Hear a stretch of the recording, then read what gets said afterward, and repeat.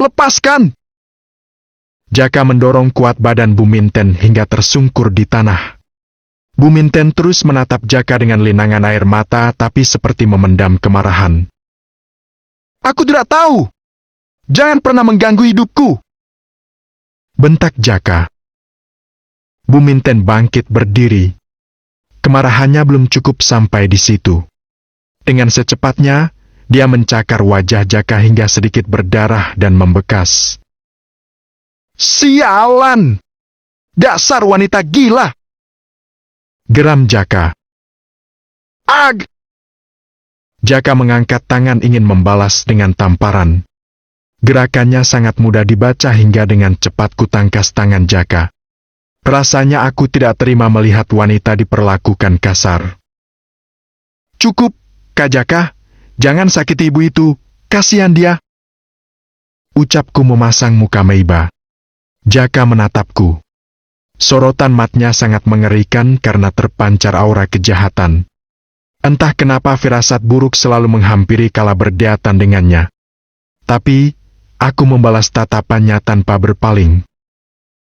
Ini lantaran kamu, Ki. Kalau tidak sudah kuhajar wanita gila ini. Setelah itu dia menurunkan tangannya tidak jadi melanjutkan menampar Bu Minten. Aku tahu, Kak Jaka orang yang baik. Makasih, Kak. Pujiku seolah mengagumi sifatnya. Dasar lelaki pengecut. Beraninya pada wanita. Kalau bukan sedang menyamar sudah kupatahkan lehernya. Pergi dari sini, atau aku akan menamparmu. Ucap Jaka melototi Bu Minten. Mana putriku? Mana putriku kau sembunyikan? Bu Minten masih kukuh berdiri dengan teriakannya. Ia tidak menyerah. Tapi, kenapa ia bertanya tentang putrinya ke Jaka? Aku tidak tahu. Putrimu sudah mengkhianatiku dan lari dengan lelaki lain. Jawab Jaka lantang. Ada hubungan apa antara Jaka dan putri Bu Minten? Aneh, tidak mungkin tanpa sebab Bu Minten mencari senekat ini kalau tidak ada sesuatu di balik itu. Bohong! Kamu bohong! Anakku tidak mungkin melakukan itu! Sanggah Bu Minten. Kalian telah menculiknya, kalian menculik putriku! Tunjuk Bu Minten pada Jaka dan Bima. Teriakan Bu Minten hanya dilihat beberapa penduduk desa yang lalu lalang. Sepertinya ini bukan pertunjukan yang pertama kali, karena penduduk desa sama sekali tidak terkejut atau menolong Bu Minten. Melihat semua ini, aku mendekati Bu Minten dan berkata, Bu, apakah sudah lapor polisi tentang kasus putri ibu? Bu Minten terpana menatapku, tanganku dipegang erat dan dia berkata, Pergi dari desa ini! Jangan dekati keluarga itu. Apa kamu tidak mengerti apa yang sudah pernah aku katakan? Pergi! Aku sangat terkejut dan terpana mendengar perkataan Bu Minten. Sepertinya dia masih kukuh agar aku keluar dari desa ini. Apa yang terjadi dengan putrinya? Kenapa Jaka dituduh menculik putrinya? Melihat sorot mata Bu Minten, aku tahu ada luka yang dalam dengan sebuah kehilangan. Mungkinkah Bu Minten berusaha memperingatiku agar tidak terjadi hal yang sama dengan putrinya? Entah kenapa batinku mengatakan, aku harus menolong Bu Minten. Minten, ayo pergi dari sini. Jangan ganggu Tuan Jaka. Tiba-tiba lelaki gendut yang pernah kulihat di kereta bersama Bu Minten datang dan menarik tangannya agar menjauhiku. Bu Minten langsung diam seperti ketakutan dengan lelaki ini, dan mimik wajahnya sama seperti saat di kereta. Apakah benar lelaki ini suaminya? Kalau seandainya benar, kenapa dia tidak mencemaskan kehilangan putrinya seperti yang dirasakan Bu Minten? Ada apa dengan desa ini? Semuanya masih teka-teki bagiku. Keki, jangan dengarkan wanita ini. Dia sering ngamuk dan bicara tidak nyambung. Ucap Jaka mendekatiku yang mematung menatap Bu Minten. Kak Jaka, siapa ibu ini? Tanyaku dengan sok ketakutan dan terkejut. Dia bukan siapa-siapa. Putrinya sudah 6 bulan lari dari rumah. Jawab Jaka datar. Ayo pergi dari sini! Lelaki gendut itu terus menarik tangan Bu Minten. Buminten menundukkan wajah tapi dia berusaha melawan arah tarikan tangan lelaki itu. Plak!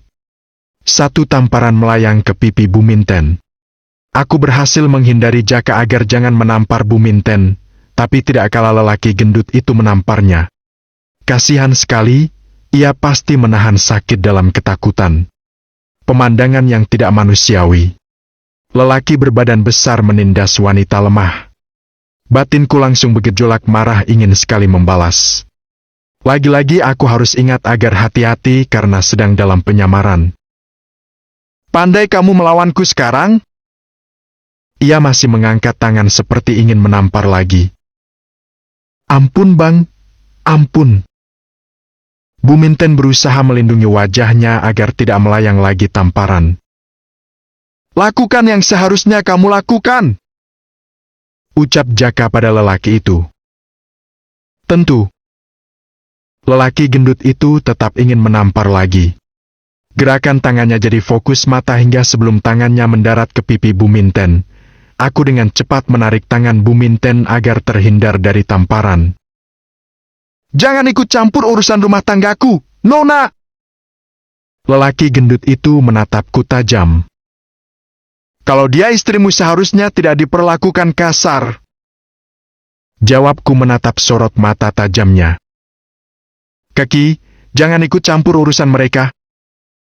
Bima menarik tanganku dan berusaha menyembunyikanku di belakang tubuhnya.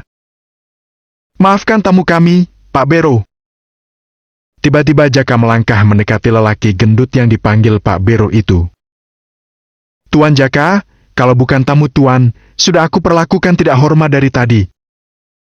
Jawab Pak Bero melirikku. Jangan pernah menyentuh kaki, Pak Bero. Bima juga ikut bersuara. Wow! Putra-putra Guntur melindungiku? Astaga, aku merasa berhasil dengan rencana awal. Maaf Tuan Jaka dan Tuan Bima, apa yang keluar dari mulut Tuan akan aku patuhi. Aku minta tamu Tuan jangan pernah mendekati istriku lagi. Suara lelaki gendut ini sudah terdengar baik. Ia terlihat tunduk dengan Bima dan Jaka.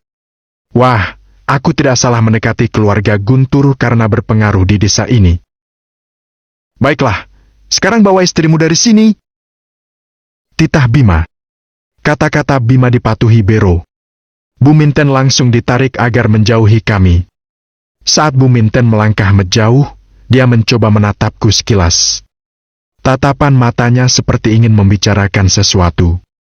Entah kenapa aku merasakan ada sesuatu yang terjadi dengan putrinya yang berhubungan dengan Jaka. Apakah ini penyebab dia memperingatiku agar pulang ke kota?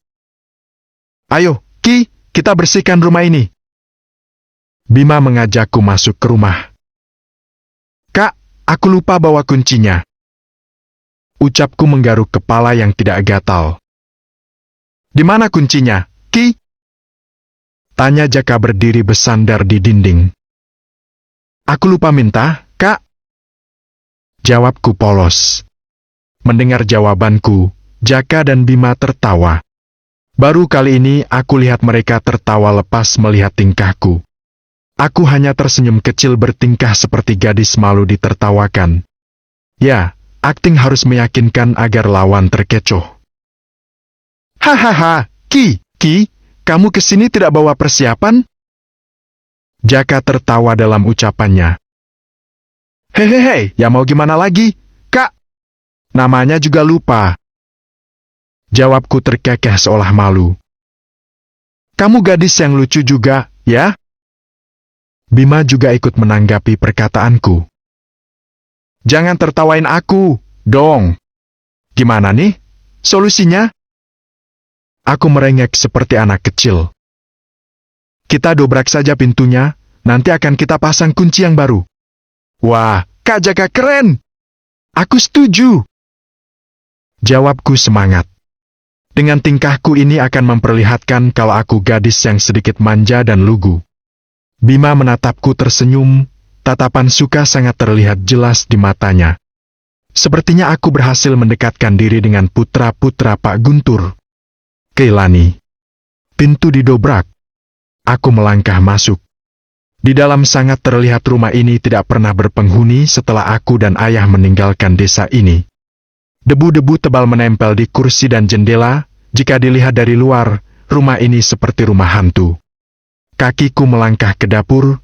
Setelah dibuka pintu belakang, mataku terpana melihat kuburan Kak Rahmi. Tidak ada batu nisan yang bagus menghiasi kuburan itu, hanya gundukan tanah dan batu besar di arah kepala dan kaki. Masih sama seperti dulu kala aku dan ayah meninggalkan rumah ini.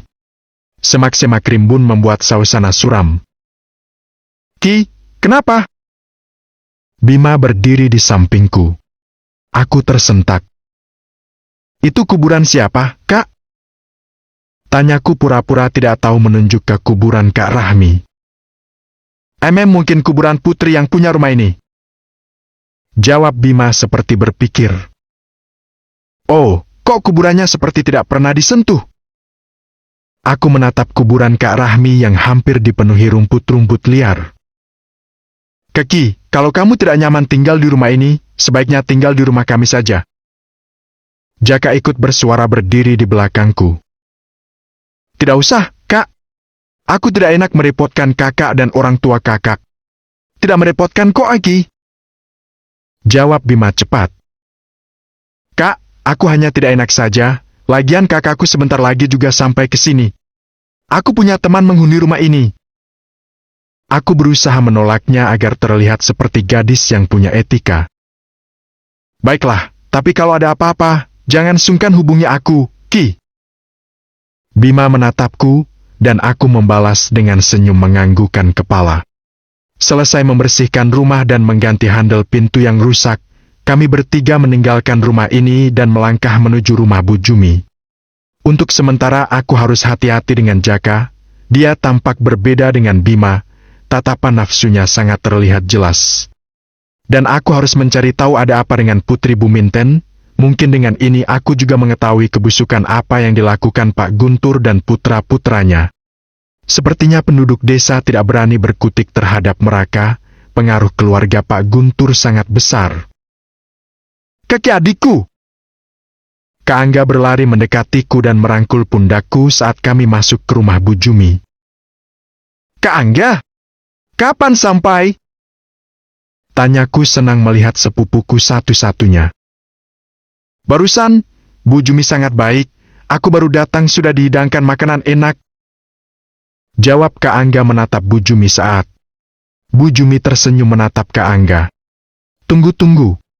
Dari tatapannya kenapa aku berpikir kalau Bu Jumi tertarik dengan sepupuku ini.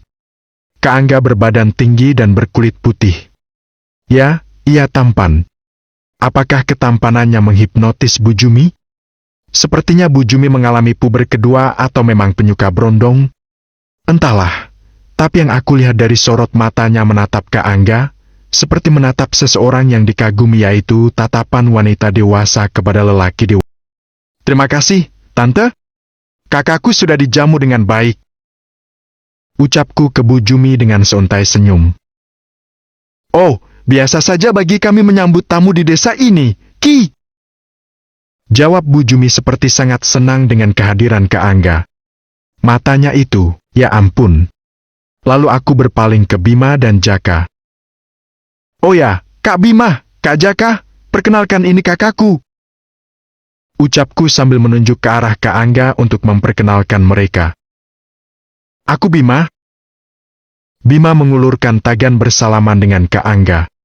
Dan setelah itu Jaka juga berkenalan dengan Kak Angga. Terima kasih, Jaka, Bima. Adikku sudah diterima di desa ini dengan baik. Mohon bantuannya karena kami singgah sebentar di desa ini karena keperluan tugas kuliah adikku. Kak Angga berkata sangat ramah. Aku senang membantu Keki, Angga. Kalau tak ada yang melindungi Keki, aku takut ia disakiti orang tak dikenal. Gadis cantik pasti banyak yang suka. Jawab Bima seperti menarik perhatian Kak Angga. Bisa-bisanya ia masih memujiku. Tapi maaf, aku tidak tersanjung sama sekali. Justru aku mengincar kehancuran kalian. Semoga kalian betah berlama-lama di desa ini. Jaka juga ikut bersuara. Desa ini sangat indah dan siapa yang masuk pasti sulit keluar. Sambungnya. Hah? Kok bisa?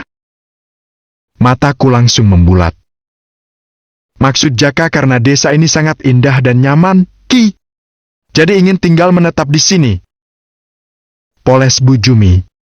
Tapi entah kenapa bukan itu rasanya yang tersirat. Tante benar. Aku saja ingin sekali punya rumah di sini. Ya, semoga kita punya uang lebih agar bisa beli rumah di sini, Ki. Kak Angga juga ikut menyambung ucapanku. Ya, kami harus kompak agar mereka merasa kalau kami hanya anak kota yang hanya berkepentingan urusan pendidikan. Kalau begitu, aku permisi dulu mengambil tas di kamar, Tante. Aku langsung ingin melangkah menuju ke kamar tamu yang kutempati tadi. Tunggu, Ki. Sebaiknya untuk malam ini kalian menginap di sini saja dulu. Lagian rumah kosong itu baru dibersihkan, besok akan kusuruh pembantu untuk mengganti spray tempat tidurnya. Kata Bu Jumi berusaha agar kami menginap di rumahnya malam ini. Kami takut merepotkan ibu. Tante? Kak Angga berusaha memanggil Bu Jumi sama dengan cara memanggilku. Panggil Tante kelihatannya lebih enak, Angga. Jawab Bu Jumi terlihat sedikit genit melirik ke Angga. Baiklah, Tante. Astaga, Kak Angga saling bertatapan dengan Bu Jumi dan juga saling melempar tersenyum. Apa yang direncanakan Kak Angga hingga ia seperti berusaha tebar pesona pada Bu Jumi. Kuperhatikan Kak Angga ada gunanya juga di sini. Sangat terlihat kalau Bu Jumi menyukainya. Cara pandang dan menahan agar kami menginap di rumahnya. Seperti ada sesuatu yang diharapkannya dari kakak sepupuku ini. Mungkin ini namanya wajah tampan membawa anugerah. Satu hal lagi, aku juga tidak sabaran ingin bertemu Pak Kades. Dia adalah sasaran utamaku setelah Pak Guntur. Dua lelaki itu adalah tujuanku ke desa ini. Malam semakin larut. Aku tidur di kamar yang bersebelahan dengan kamar yang disediakan untuk Kak Angga. Kubuka jendela kamar melihat keluar, dengan menikmati udara malam, aku berpikir langkah apa yang akan dilakukan setelah tiga lelaki di rumah ini tunduk dengan kecantikanku. Baru jam 9 suasana rumah ini sudah hening. Tidak terdengar aktivitas orang, dan sepertinya mereka sudah tidur karena dinginnya udara malam. Kulangkahkan kaki keluar kamar. Di dalam sangat membosankan. Melalui beberapa pintu akhirnya aku sampai di halaman belakang. Rumah yang sangat besar dan banyak ruangan mengingatkan aku ke rumah-rumah yang sering aku lihat di film-film. Aku memutari rumah ini ingin melihat-lihat, sepi, tidak kulihat Bima dan Jaka. Apakah ini kebiasaan mereka kalau senja sudah berdiam diri di kamar? Entahlah, aku masih membaca suasana desa ini. Saat kakiku melangkah semakin menjauhi rumah ke arah belakang, tiba-tiba kaki ini terhenti melihat sebuah bangunan mirip sebuah gudang karena berdinding kayu.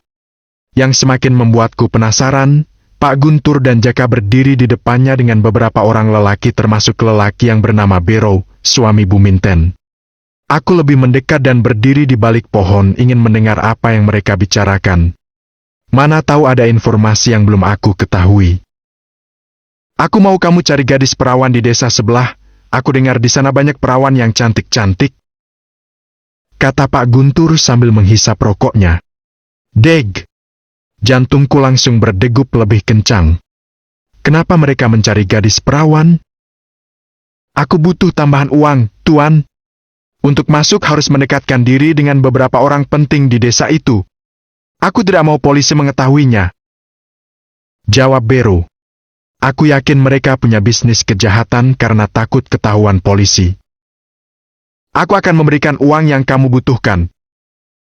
Ucap Jaka sambil meneguk minuman botol di tangannya. Aku suka gayamu, Tuan Jaka. Tapi aku lihat gadis bersamamu tadi siang juga sangat cantik. Timpa Bero seperti membicarakan aku. Jangan! Kita belum tahu asal gadis itu dari mana. Mana tahu dia punya kenalan polisi dan menyelidiki kita. Dia gadis terpelajar dari kota. Aku tidak mau ini akan berisiko terhadap bisnisku. Bisnis apa maksud Pak Guntur sehingga harus mencari gadis-gadis perawan?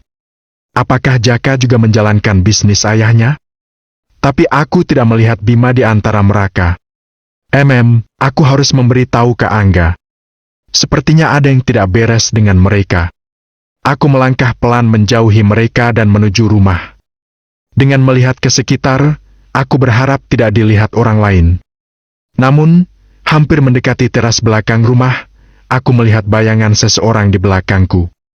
Menghentikan langkah sesaat dan berpaling, tidak kudapati sosok yang mengikutiku. Ah, tidak mungkin aku salah lihat. Yakin sekali rasanya ada seseorang bersembunyi tidak jauh dariku.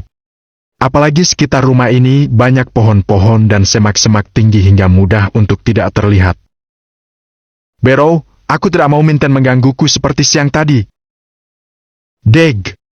Aku tersentak mendengar suara Jaka. Kupalingkan ke belakang, astaga, Jaka dan Bero melangkah menuju rumah. Aku langsung bersembunyi di balik dinding mendengar suara Jaka. Mereka semakin dekat. Aku juga melihat ke sekitar, tapi tidak aku temui sosok yang mengikutiku tadi. Aku yakin sekarang ada seseorang yang memperhatikanku bersembunyi. Siapa orang itu? Beres, Tuan. Minten itu masalah gampang bagiku. Jawab Bero. Oke, aku pegang kata-katamu, jangan sampai bisnis kita diketahui penduduk desa. Aku tidak mau mengambil risiko ulah istri gilamu itu. Bero, kata Jaka dengan nada menekan. Yang penting Tuan senang dengan putrinya. Tidak salah lagi, pasti Bero dan Jaka tahu di mana putri Buminten. Kasihan sekali dia terus mencari keberadaan putrinya, tapi suaminya sendiri mengetahuinya. Atau jangan-jangan Bero bukan ayah kandung dari putri Minten yang hilang? Apa yang terjadi dengan putri Buminten? Tiba-tiba mulutku dibekap seseorang dari belakang. Aku tidak bisa melihatnya karena berdiri di belakangku. Ingin melawan tapi tenaganya lumayan kuat, dan aku juga takut ketahuan Jaka dan Bero.